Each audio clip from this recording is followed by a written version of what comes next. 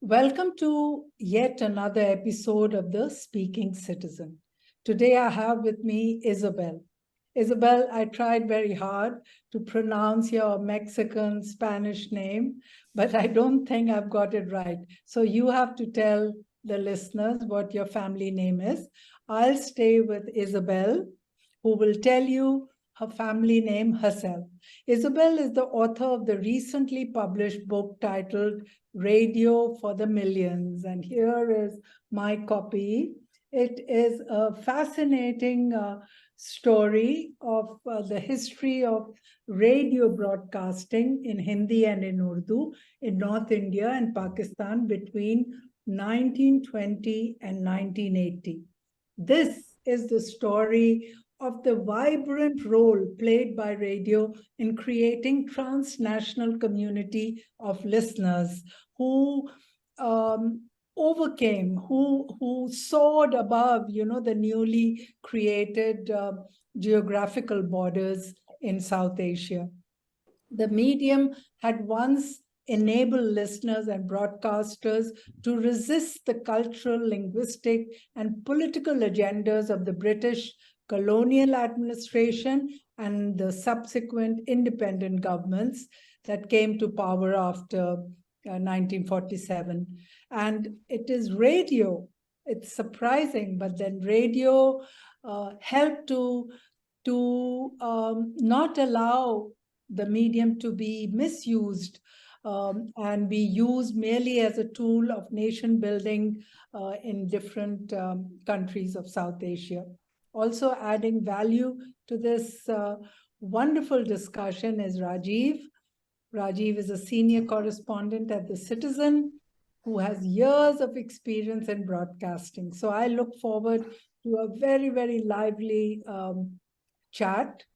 And my first question to Isabel is, can the power of social media today compare with the contribution made by radio in the past to keep citizens united? Because our main problem today is divisiveness, hatred. So can the social media play the same role as the radio in the way citizens were united in their common love for radio broadcasts within the country and also across borders? Sure. Thank you. First of all, thank you, Meheru, for having me here, and Rajiv, a pleasure to meet you. I really appreciate the invitation and looking forward to the conversation. My last names are Huacuja Alonso. Like most Latin Americans, I have two, but a mother and a father, but Isabel is perfectly fine. And thank you again for having me. As to your question, well, I think there's a couple of ways to answer it. One of it is that I consider myself a historian who focuses on the past. So answering anything about the future becomes really difficult. But at the same time, I think that the history of radio does have lessons to learn from. And I think that in those lessons, we have lessons to think about the present that could be interesting from. The first one I want to make is that radio was in many ways a broadcasting medium for states and empires. Just the way in which radio infrastructures work, the way that they required strong transmitters, made them to be used and wanted to be used by first empires, the British Empire, and later by national states. In the case of South Asia, I specifically focus on India and Pakistan. And there is no doubt that the radio was used for state purposes and that there were many campaigns to do that. For a variety of reasons, those state projects met with many difficulties. And I think that's what the book outlines. I mean, one example is the 1950s campaign to promote classical music and subsidize Hindi. Another example is the 1965 Indo-Pakistan War in the Pakistan side, right? And and during World War II is the British attempts to use radio for World War II propaganda. That said, even though radio in many ways was seen as a tool of the state because of the way the broadcast transmitters work, the borders are porous, and it's really almost impossible to completely control the airwaves, and jamming was never enough. So that allowed for a number of ways to have alternative projects that were outside of the state. And those alternative projects become sort of the focus of the book.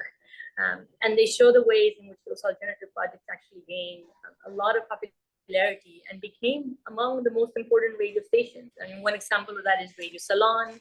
Another example of that is the AIR Urdu service that I described. And then during World War II, another example of that is the access radio stations. That happened gradually, and that happened in particular ways, and that often happened at the times when the state had the biggest control over media that people were using. And those forms of various resistance always happen in ways that were unexpected. I think it's hard to say that a similar or the same story exists in social media because the technologies are so different and the contexts are so different. But I think where the lesson really is really important is really the ways that we read them and think about them. Because in telling the history of radio, it would be very simple to simply trace a straight line about radio and nationalism and how it followed that. But in reality, if you do that, you will be missing really what's happening on the ground. So I think that the lesson there was that in writing the book, I tried to not give states more power than they actually have. I tried to pay attention to what was going on the ground. And I think that our lesson from today is to make sure that we don't already give up, that we don't already give states and state governments more power than they have, and that we remember that resistant movements happen in ways that we don't necessarily expect them, right? And that we shouldn't cede more power earlier than we should. Well, Isabel, sorry. I have a question for you. See, I was doing radio journalism during one of the most, important phases in our country. That was Gujarat riots, after the Gujarat riots. And I was doing radios for Hindi, Urdu, English as well. So, see, radio has also transformed. Like, till the 80s that you've talked about in the book, it was a different era. And now we have illustrated news and we have illustrated documentaries and we have more of actualities on the ground. Well, one thing is there, like we've seen the expansion of the FM band and the slow phasing out of shortwave to an extent. Now in FM, when we talk about countries like India, we have all these radio channels that are pure entertainment. I just want to know what stops the authorities from allowing news on radio like they did on TV, and we've seen how TV is messed up right now. But what is the scope for radios as far as news goes? Yeah, I mean, this is, again, I'm against here speaking as a non-expert because this is about contemporary moments rather than history. But I have, you're correct that radio is among one of the most regulated mediums, particularly in India. And when it comes to FM stations that really boom in the 90s and continue to now, they're not able to. There's a lot of regulation when it comes to news broadcasting, and they're not able to create their own news bulletins or broadcast their own news. If you ask me, the historian, as to the reason why that takes place, I think the reason goes back to the idea of radio resonance that I developed in the book, which is the way that people associate radio broadcasting with being able to travel extremely fast via word of mouth. And governments fears that radio stations, if they broadcast news, that are not controlled, this can lead to a lot of problems in their views. And that's why radio broadcasting continues to be extremely regulated. The irony of that is that it has never fully worked. Despite the fact extreme regulation radio broadcasting, because the airwaves are ultimately uncontrollable and because you can always get shortwave from outside, right? That always enable other radio stations to really work. So I think that the current situation, again, FM radio is not my area of expertise, but I think the current situation that you describe of the regulation of FM that does not allow them to broadcast news and forces them to only do music actually goes back to the British Empire. And it has to do with World War II, and it has to do with the ways in which they feared that radio news will create a lot of disruption and that had to be more regulated. Well, adding to Meru's question, about social media, now we have entered the era of, podcasts. We have a whole lot of online radio stations. Yet, that old format that we had, it continues to survive in a way in India and maybe Pakistan also. Can this podcasts and this new format match the popularity, or I would say the reach of that traditional radio? I don't know what you mean by the old format. So if you can No, the short wave and the long wave, we had radio sets, we had transistors. Now you have internet. You have podcasts coming. Yeah. You mean sort of on radio broadcasting? I mean, Yeah. I don't have to be seen as necessarily separate.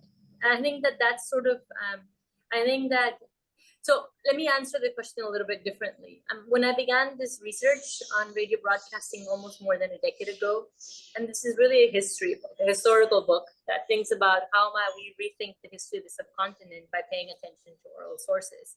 And the idea was that radio was dead. This was still at a high point of television, and social media was becoming big a decade ago, but not to the extent that we have now. And podcasting was in, but not to the extent that we have now. And the idea is that radio and that oral experiences, AURAL, since we're talking about them, oral experiences are, oral narratives are sort of out, right? They're not sort of part of the world. And that changed very recently. And we see a revival of what radio was through podcasting. And certainly the medium is different and the ways in which they circulate is different. But I think many of the same associations exist, and that there's echoes in them. So I don't see podcasting as absolutely separate from AM and FM or from regular radio. I think that they're actually quite related. And to give you an example, I'll talk about what Meheru and I have been talking about it, which is the Gito Bari Kahani format. Right, the stories that are told with in the film songs that I talk around, that has come back around in FM, but also is resurfacing in podcasting as well. And that has that's a shortwave story. It began with Radio Salon, then Vivid Bharati, the AR Urdu service, and Radio Pakistan had them. You're talking of Radio Salon. What most interesting is mentioned by you of the healthy, I suppose, rivalry between All India Radio and Radio Salon. And also, the role of Amin Sayani in resisting attempts to subordinate the radio to a centralized power. Tell us a bit about that. The story of Radio Salon is one that I recount in the fourth chapter of the book. And it's a really interesting and surprising one. It actually has roots back in World War II. It has to do with there being a lot of British soldiers stationed in Asia, and lots of news circulating throughout Britain that those soldiers had very low morale and that they were not doing well. And part of the reason they felt is because they didn't have good access to good radio. So they came up with the idea, the British government came up with the idea of bringing a very, very strong, good transmitter, one of the best in the world, to South Asia. It was going to come to India originally, but because of Mountbatten, it went to Salon, and you have one of the strongest transmitters there. And then when the war ended, the British couldn't take it back, right? It was too heavy. So they very reluctantly gave it to the Ceylonese government, and the Ceylonese government started a commercial service. And in that commercial service, they started broadcasting in Hindi and Urdu. And most of that began being some Hindi film songs. All of a sudden, in 1952, the new Minister of Information and Broadcasting, B.B. Kesker, begins a very, very, very powerful and very ambitious campaign, social reform campaign, to change the airwaves completely. And he wanted to institute more classical music programs because he believed Hindi film songs were too foreign and too not didactic enough. And he wanted to provide more Sanskritized Hindi in it. And the public simply rejected that. I won't go into details of the programming. They simply rejected that. And at that very same time, Radio Salon had already inaugurated their Hindi Urdu service. And this small program that they started had film songs. And they took advantage of the opportunity. And it ended up becoming king of the airwaves, right?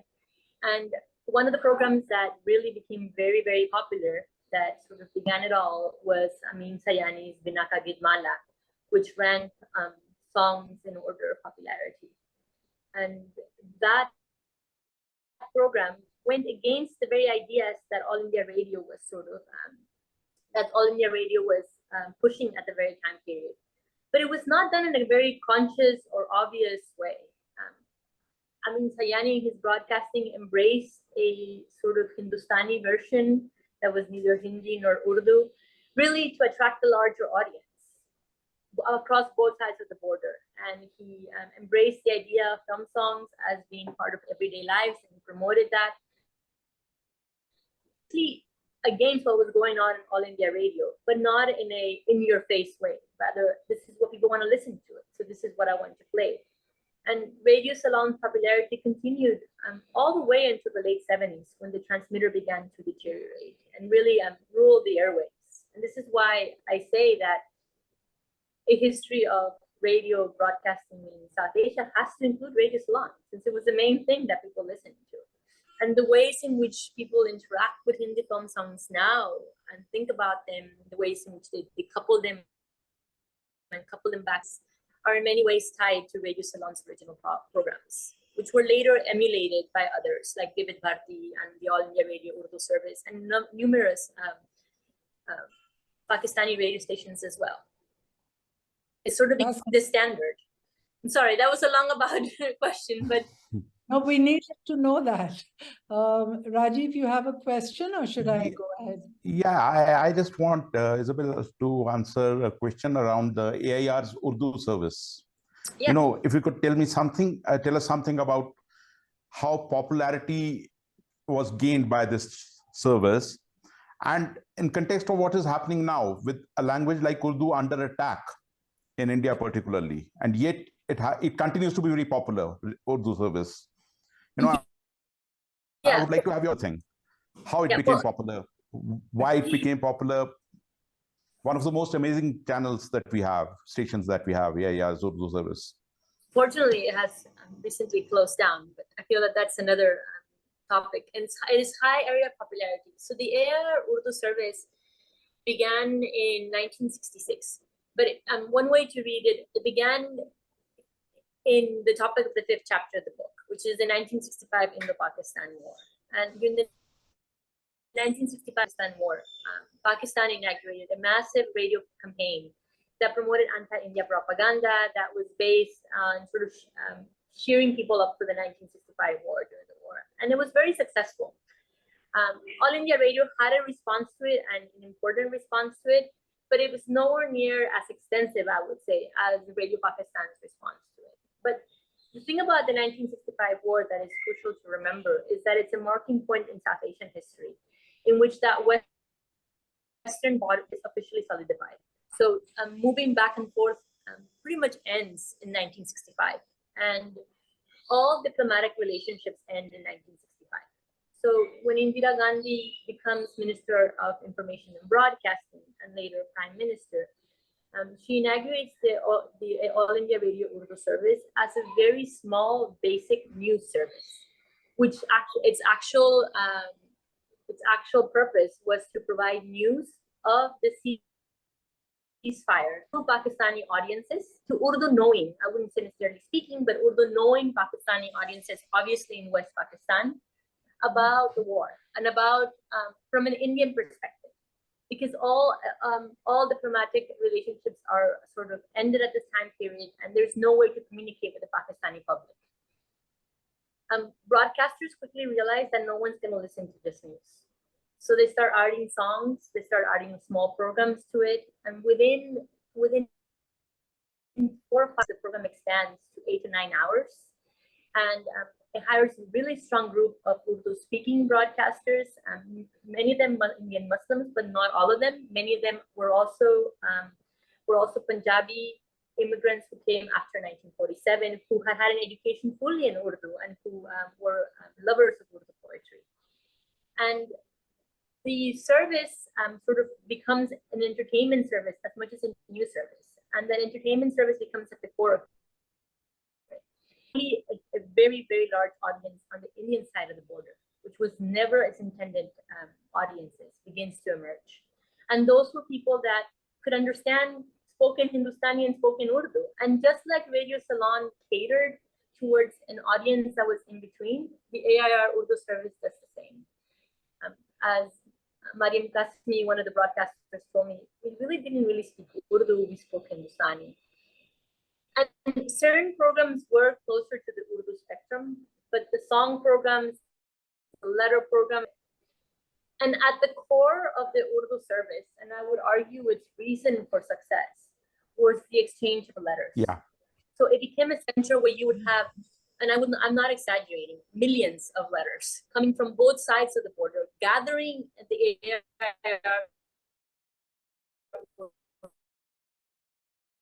service. And then these letters read for. There were many programs that did that, but one that became very famous was Awaaz De Kahan Hai, after the song by Jahan. And Awaaz De That's right. No, Olgara. And Awaaz De Kahan was hosted by Abdul Jabbar, and it was a pre-partition memory sharing and song sharing program. And he would read the letters and play songs along it, and it sort of created an emotional connection around the two of around both sides of the border. And it attracted an older population that had memories of pre-partition, but it also attracted a younger population that was curious to know. And it captured the thing that happened with the AIR Urdu service is that a lot of their programs were fully live. And with Vivid Bharti came around, a lot of their programs were recorded.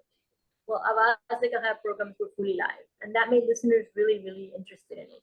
And Radio Salon and their many live programs were still on, but the transmitter had deteriorated. So the AIR Urdu service took the space that Radio Salon no longer was deteriorating at the time, making it harder to tune in. And the humongous audience that I would say stayed and remain sort of in its importance. And people in Pakistan will tell you that they grew up with the AIR Urdu service. People in India will say the same thing, that they grew up with the All India Urdu radio service. I would say until the late 80s. It's really the coming of television and the boom of television that sort of diminished its audiences. Another wonderful thing that happened over the airwaves was the coming together of the Hindi and Urdu languages, especially since so many attempts after partition made to create a rift between citizens and languages on the ground. And radio somehow, like you quote Mariam Kazmi saying that they spoke Hindustani really. And this is what happened on the airwaves, that Hindi and Urdu came together. They confluenced into a language that was understood across both the borders. Isn't that amazing? Yeah, I mean, I wouldn't even say, I think they had always been together, that they weren't separated, right? That's sort of as well. There are a number of factors here. I think one is that the AIR Urdu service was technically meant to be for audiences in Pakistan. So in that way, it was away from the kind of policies that were in the rest of All India Radio. And the gathering of Indian audiences was somewhat subversive. I mean, it was never not supposed to happen, but that was never their real audiences. And broadcasters very consciously sort of paid attention to those Indian audiences. So that allowed them to really have a lot more freedom with the language that this. Radio Salon, it was in Sri Lanka, right? So it could do whatever it wanted. So they could truly be outside the kind of policies. They could avoid the kind of Urdu that was promoted by Pakistan. They could avoid the kind of Urdu that was promoted by India, right? And that also happened with the Access broadcasting radio stations during World War II. They also spoke in that shared Hindustani. The other thing that is really important to remember is that there is sort of a saying that people believe that partition Hindustani, that the idea of a shared language after partition could no longer exist. And if you look at written sources, I think that argument is valid, in the sense that there is no government school that teaches in Hindustani. You cannot get a degree in Hindustani. There is no government documents done in Hindustani. And while there can certainly be Hindustani written, it becomes harder because the script is such a strong denotator of what language it belongs to. That is lost on the airwaves. There's a space on the airwaves where that's not there, and that allows for a great deal of movement across languages. So in the book, I define Hindustani as an ideology. not as a language, but as an ideology, and as a desire to reach something rather than as making it, as a desire to be inclusive. And the radio and its plurality allowed that. I would say that post-partition, 1960s to 1980s, is actually a high point of Hindustani. If you pay attention to oral sources rather than written sources, because people listen to the radio 7, 8 hours a day. And I would even say more than that. The idea and the ideology of Hindustani, for all its problems, is that it would be accessible for non-native speakers. That it will be accessible for non-native speakers of Hindustani of other regions, and it will be accessible for speakers of other regional languages. That's very hard in written form, because it's very hard to read a book that you don't fully understand. But it's much easier to listen to a radio program when there are some words that you don't understand. And I think that made the ideology of Hindustani possible. My last question is so contemporary. It's like no, you asked the contemporary one. I'll ask a more people-friendly question. Yes, please go ahead. Before I'll just ask. Go ahead, Raj. Well, yeah, I wanted to ask you a question around. You see, broadcasters and listeners have had very deep bonds. There are so many examples. I would like, since you've researched for this project, I would like you to quote a couple of anecdotes, Isabel, about this bond, cross boundaries or cross cultures. Just a couple of anecdotes, if you can relate, which you found most interesting. Between the bond between listeners and... Yeah, listeners and the broadcasters, or maybe listeners and the reporters, or whatever, the radio reporters. Yeah, I mean, it was the bond between listeners and broadcasters that made the writing possible. So the way that I was able to write this book in the first part is that I began by figuring out what people listen to. So to figure out what people listen to, I had to talk to fans of radio listeners. And they all knew the names of broadcasters, and they all knew their phone numbers, I could figure them. So that's sort of at the core of it. In terms, to give you another example, a very sort of sweet example is that I interviewed, you might be familiar with him, Hamras Singh. Hamras, he is Harmandir Singh Hamras. He's the author of the Geet Kosh, the Dictionary of Hindi Song. Yeah. I'm very devout radio listener. So I interviewed him, and I interviewed him about his work with the Geet Kosh and how he sort of was able to write it by listening to radio, and how is it that the radio programs inspire him to actually put together all sort of the work that he was doing. And then he was talking about the Urdu service and Radio Salon, and then he remembered a broadcaster's name, SM Shafiq. And I said, oh, well, I interviewed him. Let me hear it for it. And I played it, and I sort of played a part of the interview. And he was just so happy to hear his voice again, right? He was so excited. He said, I haven't heard it for 40 years, but it sounds exactly the same. It brings the same joy for it. Also, it reminds me of the letter which you wished from a Gujarati listener, telling a Muslim announcer why she is so prejudiced about not replying to his letters. And, the script and the tone of the letter is so Gujarati, Devanagari. That's such a beautiful little example of how... Can I share what the broadcaster is? Can I share who the broadcaster was? Yeah, of course, because I found that so moving, almost teary, especially because of the relationship between Gujarat and the Gujaratis and Muslims is so challenging today. That's a big point. So I found that very sweet. Yeah, so you're right. I mean, one of the things that I make is that the letters between listeners and broadcasters, and the relationship between listeners and listeners, was one of making the listener into a broadcaster. So through reading the letter of a listener, they were literally giving broadcasters a voice, right? So there's the letter that you described is from a listener who writes to Farooq Jafar, who is broadcasting for All India Radio Urdu service about her program, complaining that she hadn't read his requests, right, his song requests. And he writes it as a poem, and then he writes that when you don't read them, I feel like I've lost this. I've lost my voice from it. And I'm sure that she read his request and played the song that he wanted after that, right? So yeah, that's at the core of it. But if we have time for your contemporary question, I'm happy to consider it. No, just because the concern really is the way social media is being used today, and does it the present day social media have some kind of a similar hidden power to periods of continuous attempts at oppression? I struggle with that a lot. On the one hand, I wish I could say that the story of radio and the story of what happens to radio hope for the future. I really wish I could say that. I could sort of say that out loud and move forward. On the other hand, I think it's too early to make any of those such conclusions, and I think that it's not possible for me to make that conclusion at that moment. In part because the technologies are so different, but also because the contexts are so different, and the ways in which they work are tremendously different. So it's very hard for me as a historian. I can tell you what radio did through the study of that. What social media would do, I think that's much harder. I can say, though, that I do think that we have to be careful to not give up on it, and to not say the state has all power. Because I think when you do that, you sort of you fail to listen to where that resistance is coming from.